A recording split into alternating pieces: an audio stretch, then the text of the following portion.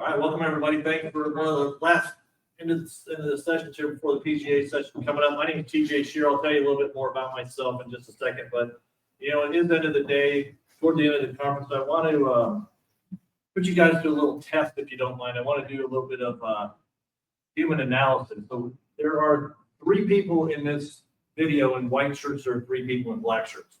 What I want you to do silently to yourself, do not say anything out loud. Just, I want you to count how many times the people in the white shirts bounce the basketball, okay? So, pretty simple exercise. Count how many times the people in the white shirts bounce the ball. Go.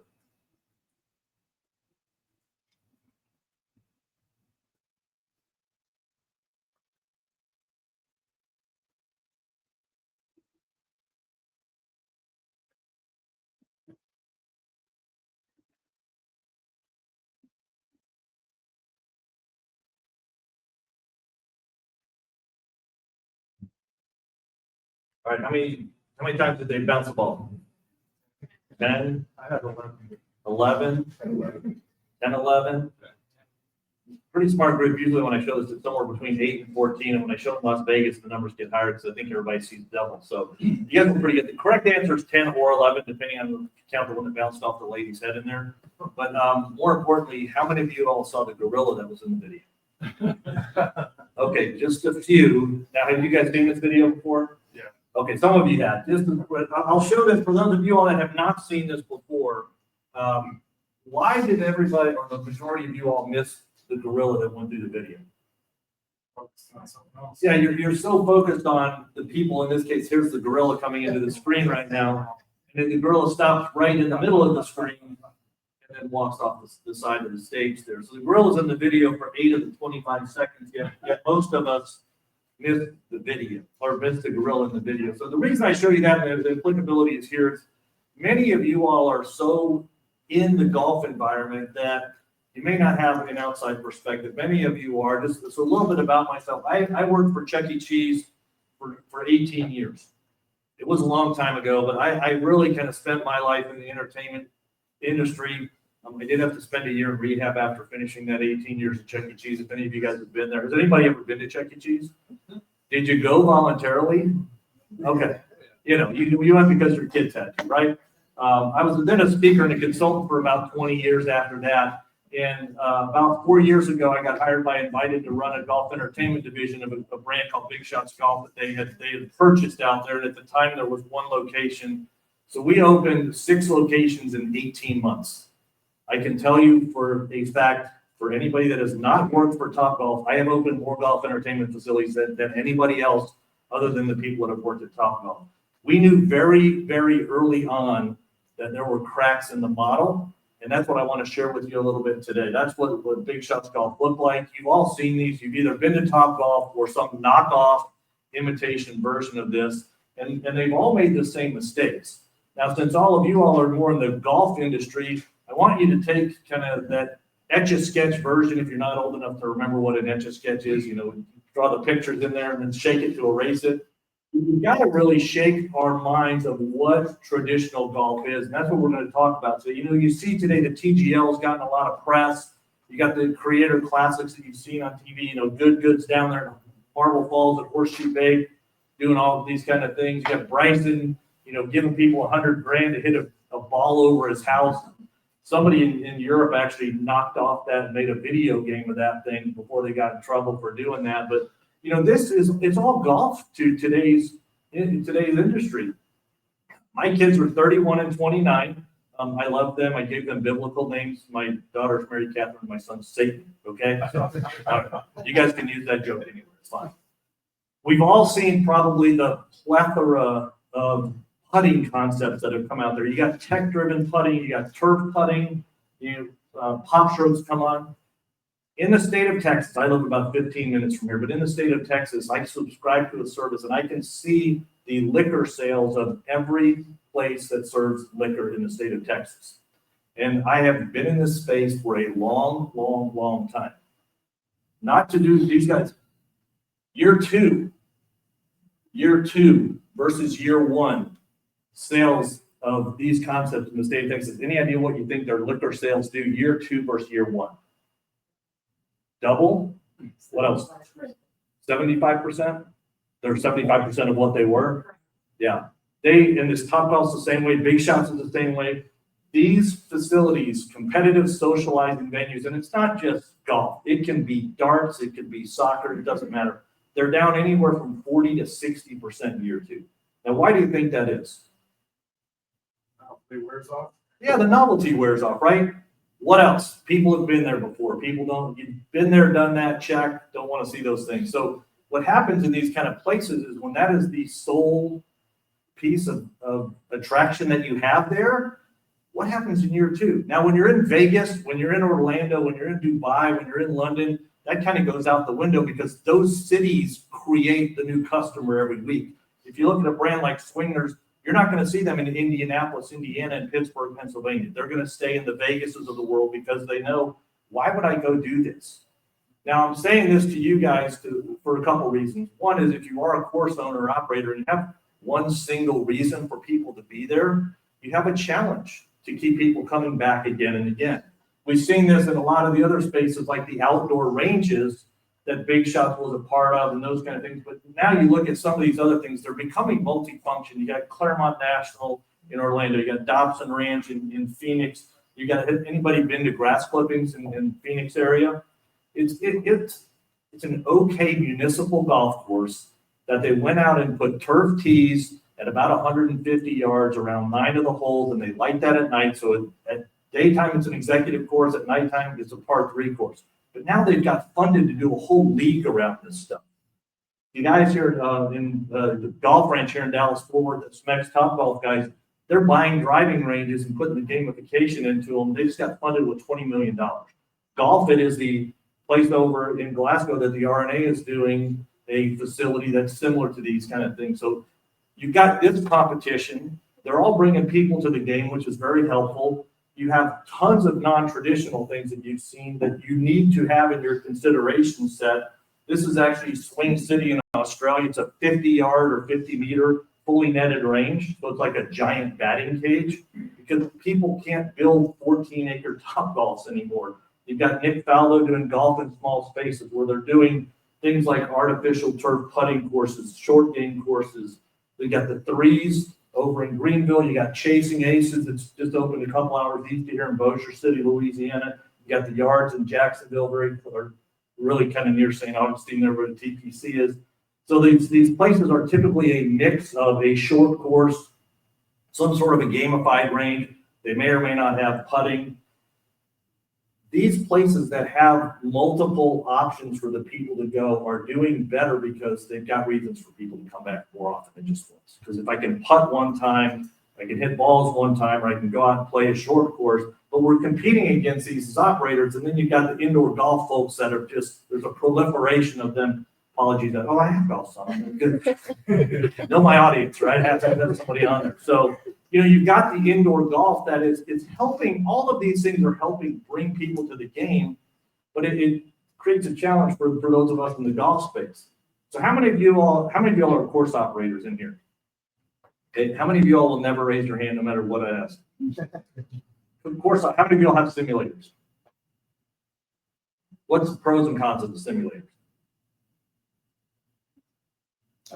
Okay. What they're not building, they're currently in construction. So. Okay, all right, so TBD. I think for us, the space that it had to take limited what we could do on some other sides. We didn't build a unique space for it. Yeah. Than existing. And then it's the balancing act, right? Like I got people wanting to eat dinner and somebody's banging balls in the simulator. So you constantly have to look at that stuff. Yeah, I mean, you look at there's a Topgolf swing suites here. You probably walk by it in the hotel, there's a place for that.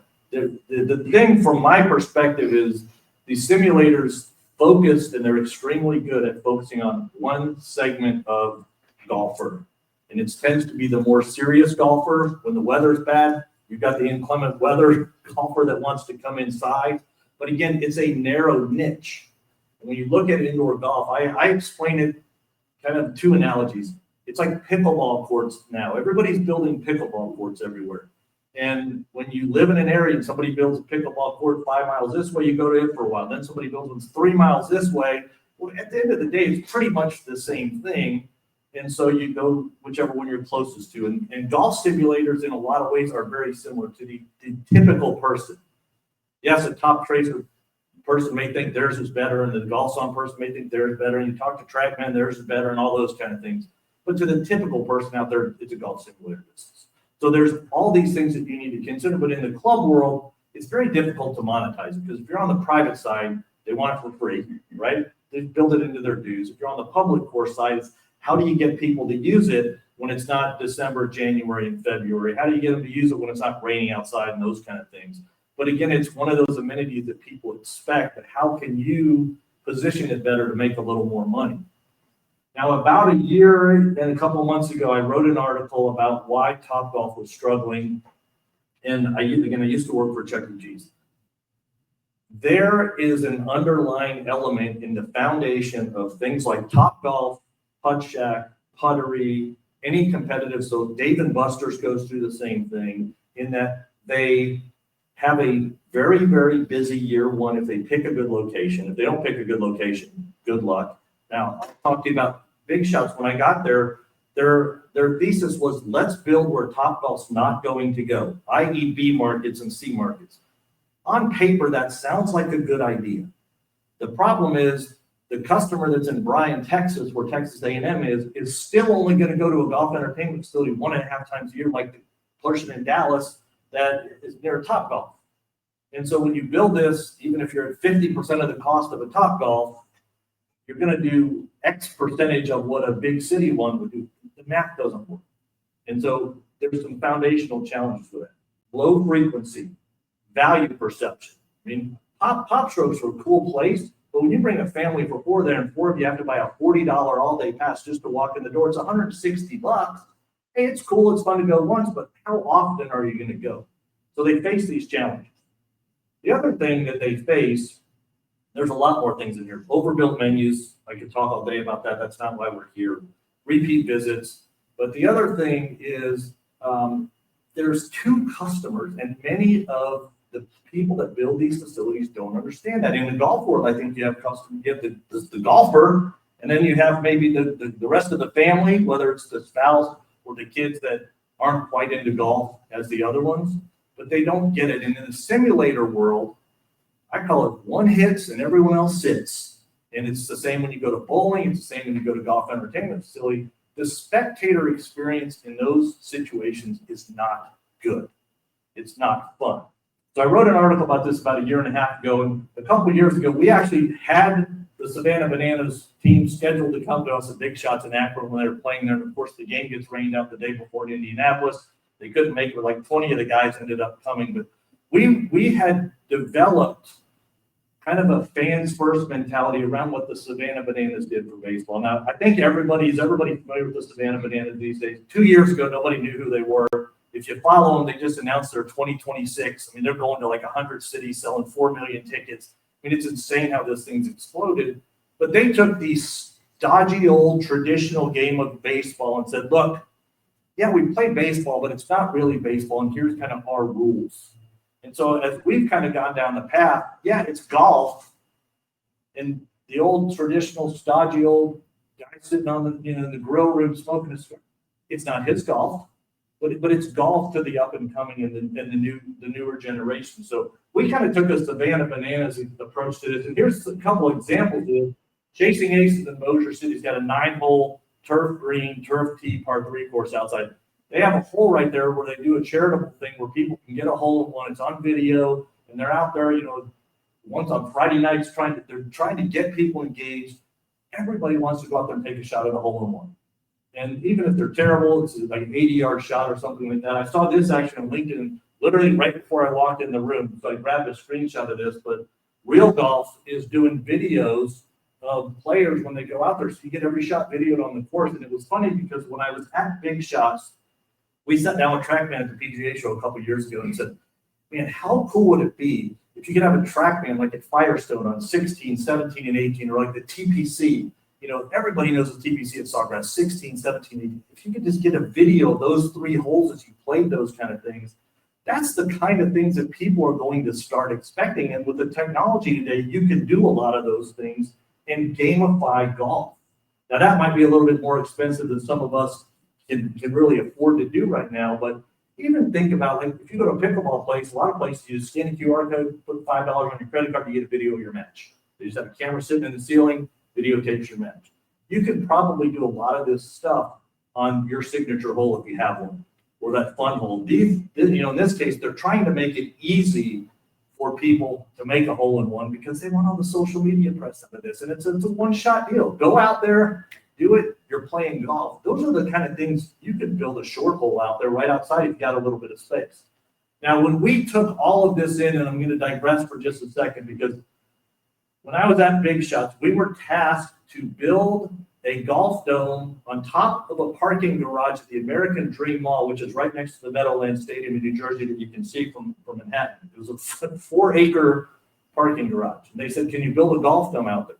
And so we said, we think so. You need to build a structure. So the landlord came to us and said, look, it's $15 million for us to build the support structure around the deck to put a Big Shots up there. Great, cool. We'll build it on top. They were going to give us the $15 million for free rent because we're going to pay for that too. So we started working with our creative team, and everybody's probably seen a golf dome, right? It's just a big bunch of guys sitting in a big field. We developed a 2-story, 3-sided driving range inside of the dome. So you would walk in here kind of on the west, sports bar in the center, 30-yard range hitting north, 30-yard range hitting south, 75-yard range hitting east. Then on level 2, you had 27 putting holes upstairs and your second decks of 3 ranges. This dome, the dome structure costs less than the nets and the poles at a Big Shots or Topgolf. So now all of a sudden it's cheaper to build, it's smaller to build, and holy cow, we've kind of reinvented golf entertainment. It's a big golf playground with everything under the sun in the dome. Now, why isn't this there? The structure requirements were not 15 million, they were 65 million, and everybody was like, okay, yeah, timeout, deal's over. But at Big Shots, we decided, can we build this on dirt without being under a dome? And so we actually developed a new prototype that was going to open here in Grand Prairie, indoor golf, outdoor golf, putting, color golf, playground, if you will, all under the sun. They announced they were selling Big Shots to Topgolf. The Big Shots that was going to be there in Grand Prairie, the new prototype, is going to be a very busy Topgolf. It's a good location. But this is where we started to think, okay, you can't copy, you can't be what you copy. People are out there trying to knock Topgolf off all the time, and lo and behold, too late, everybody's finding out, oh, there's problems with what they're doing, and they've all encompassed this. So, when you look out there, you've got people doing turf short courses that you can do, put a chipping green. This in London, it's just kind of an aside, but I think this is one of the coolest things. This is the busiest golf driving range in Europe. And if you look at this, I know their turf looks terrible. Don't kind of get hung up on that. But this guy built a range where the turf is all sloped into these channels, and he has a massive water pump at the end of his range, and he pumps water through all of these channels. So all the balls funnel into the troughs, and then they get pushed back clean all the way back to the range. Nobody pick them up, no robots. You tell some people that's the dumbest idea in the world. This guy's in the busiest range in the world. We have to think differently, and that's why I kind of throw this slide in there. What some of these things I'm telling you are way out in left field. They may not be right for everyone, but hopefully if you're here, and I'm telling you here, you can get to here and bring some stuff to your people. I was just up at Harbor Links, which is a course not too far from Bethpage. They have 6 robots. They have no more cart people delivering drinks and food out on the course. You literally order from your phone, robot goes out there and brings your drinks and food to you. Unbelievable to just see these 6 little robots going down the cart path. Crazy idea, not for everybody, but it's working out there. I call this part of my language shit you can hit. When you go to the big outdoor driving ranges, you hit into the range, you turn around and watch the tech on TV. And so you're really kind of disengaging with the spectator is not really watching your ball, they're watching the TV. And so there's a disconnect. And I kind of laugh with Topgolf putting goalposts out there right now. I'm thinking, you got to do better than that. You're the #1 brand out there. You got to do better. But this is a range, and I get it. The ranges look terrible. I get it, right? This is not what I would do. But this guy's got, pickup truck out there. This is a place in the UK. He's got a tank out there. they've worked with their range provider so that these targets are built into the game so that when people hit it on TV, they see the explosion and those kind of things. And yeah, I'm building our simulator game. We're going to build a game where the range picker is going to be driving out there because everybody wants to always hit the range picker when it's out there, right? And that's that kind of mentality to bring people into the game and give them targets to hit at. This is a close-up of that range in Swing City. It's 50 meters or 55 meters long, 60 yards long. Is it a 300-yard range? No. But when you can't build a 300-yard range because there's no land, or imagine ripping a wall off a vacant Sears, there's a bunch of those, and just putting the nets out 50 yards into the parking lot. Now you have an outdoor range, and it's close to people, and they can go do these things. So you might have not enough room to do a traditional range, but you could do something like this. You see this in Europe, and I'm sure you see it in Asia all the time. There's no land. They can't do this kind of stuff. We took the different approach, and if you guys saw kind of our mini version of what we're doing, we built Smashing to take indoor golf to new heights, literally. So we built a multiplayer, flexible footprint indoor simulator game, but it's really not. It was never meant for golfers initially. It was meant for the Dave & Buster's of the world, for people to play games.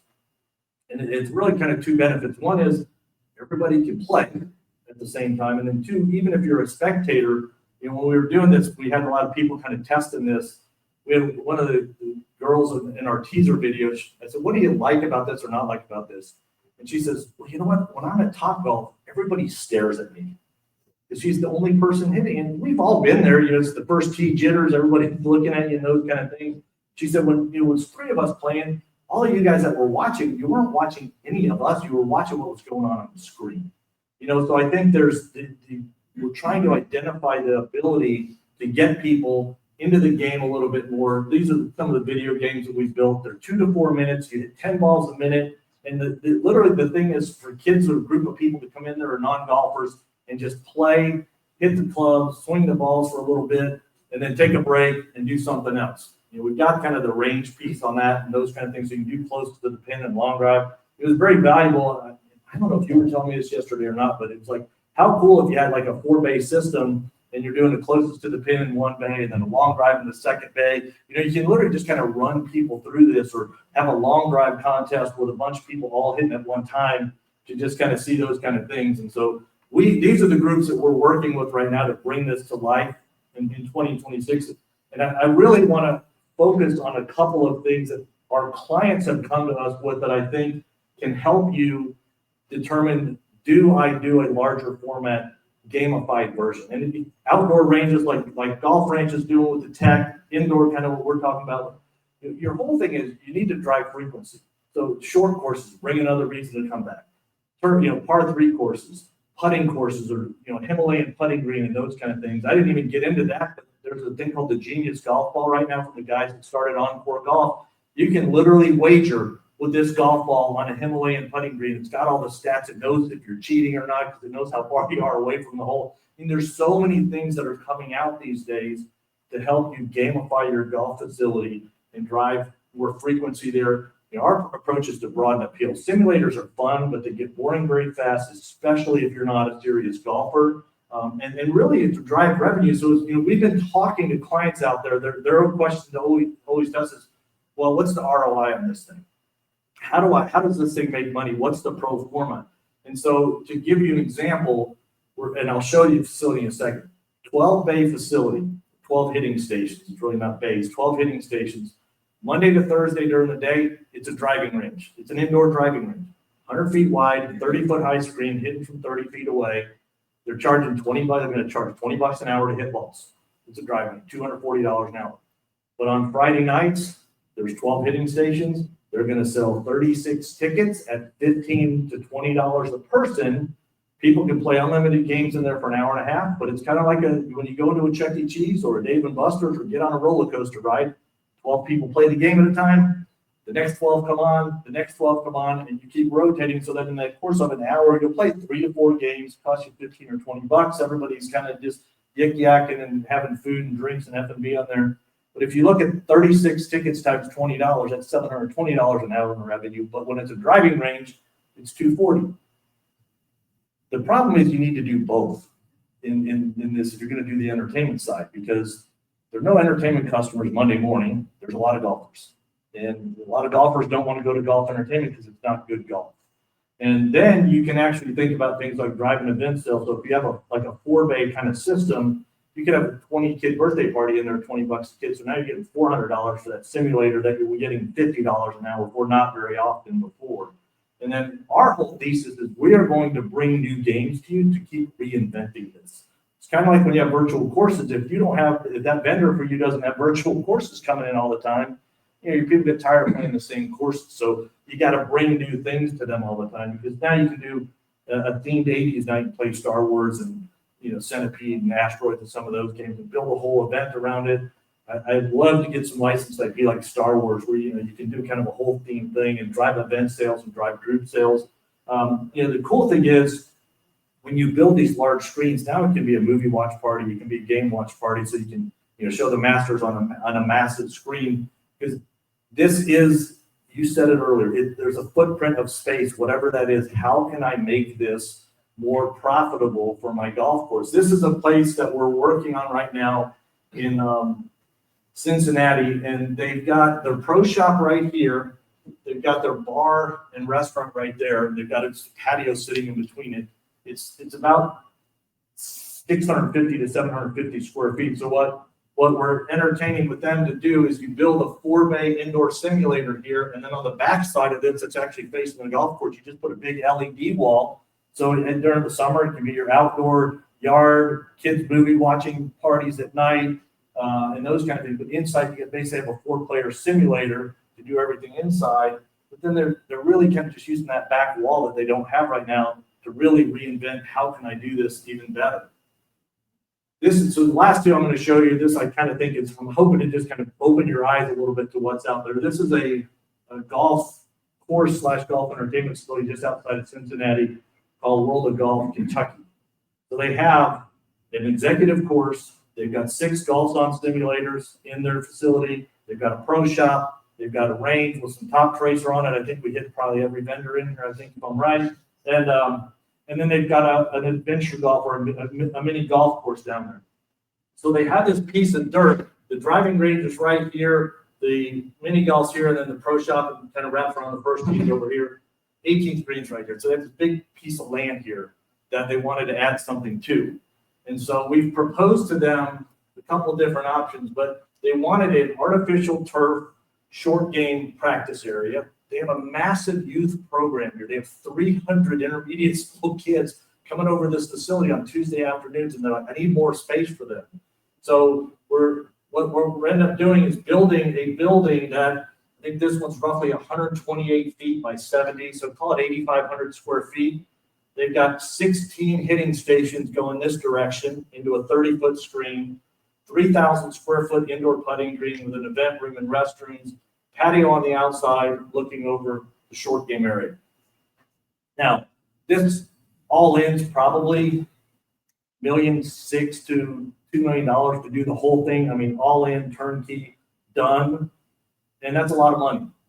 But when we run the pro forma of running this as a driving range during the day and an entertainment facility on Thursday night, Friday, Saturday, leave the short game area out of it. It's not really generating any revenue per se. This does not include lessons. This does not include F&B. We've pro forma this thing out as doing $1.3 million in revenue, just in golf revenue here. And then obviously when you're doing events and those kind of things, you got F&B and lessons and everything else. So they're actually proposing this to the city this week. And so we'll see the results of that one very quick. But this is kind of what it would look like inside. Actually, let me go back here. So this is 16 players wide.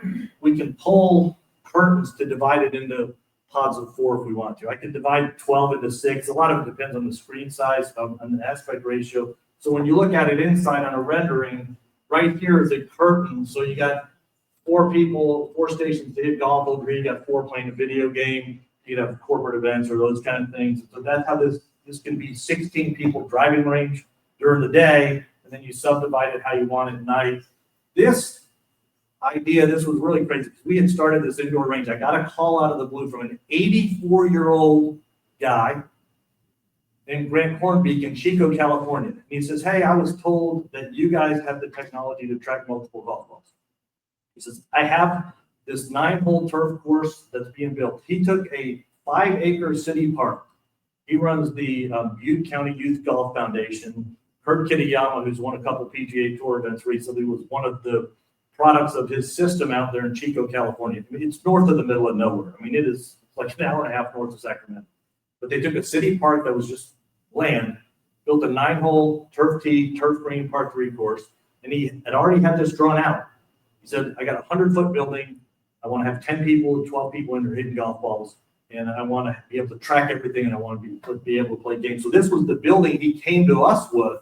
And so we kind of did the same thing, but here's what his vision was, and this is what's coming to reality. So they built this 9-hole par 3 course. Then this is phase 2 here. So they've got a practice green, kind of turf putting course, and then the simulated driving range will be where we're going in there. He's pro formed out our deal. He did the pro forma $1.3 million to do in a 12-player station. And so then he's got the par 3 course. The beauty of this project for him is he's using the profits of what they're doing to fund the youth golf program. And so it's a pretty cool deal in that they're trying to give back to people. Now, I got a couple more slides here, but I'll just kind of take a pause for just a second to ask if you guys have any questions other than, are we done yet? We're close, but questions, comments, thoughts? Anybody doing out there anything unique that we didn't kind of touch on that you'd be okay sharing with some of the others in the room? She's telling you, she's saying, tell them. Well, she's at my event planner, so she can tell. We're still in the process of building right now. We should be opening Memorial Day next year. Right. But we're opening a top tracer range that has 15 luxury days without a net though, and it overlooks the reservoir and the ski resorts. But we're offering just like corporate buyouts, birthday parties, weddings, stuff like that. Where is it? Park City, Utah. Of course. Yeah. You gotta struggle out there, right? It's hard to find people with a lot of money in Park City, isn't it? It's tough, right? Any other good thoughts? Otherwise, no? The shorter ranges on top of buildings, like you mentioned in Asia, Mm-hmm. that we're testing our technology there now and haven't had anything that's alarming. It's really neat to see what people are doing with the amount of space they have, whether it's small or large, but we're seeing a lot of short ranges on top of buildings. So You should pickleball. People again. You gotta. We were always joking around with the guy at the mall, at the American Dream Mall. It's like, why are you charging us rent? You're monetizing air. I mean, literally, you've got, you sell square footage. This is cubic footage. You're going up in the air. Why wouldn't this be? But it actually prompted me on something I should have probably put in here. There's a company in the UK called Golf Pod, and they're working with Top Tracer, and they've got a 30. It's like a turnkey system. It's 10 bays wide. It's fully netted. It's a 30-yard range.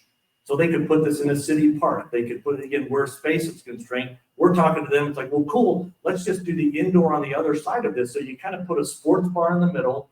I call it elevated arena food. I don't want to get into you want just good wings and burgers and kind of elevated arena food with beer and some liquor on there, right? Wine doesn't sell at these places at all.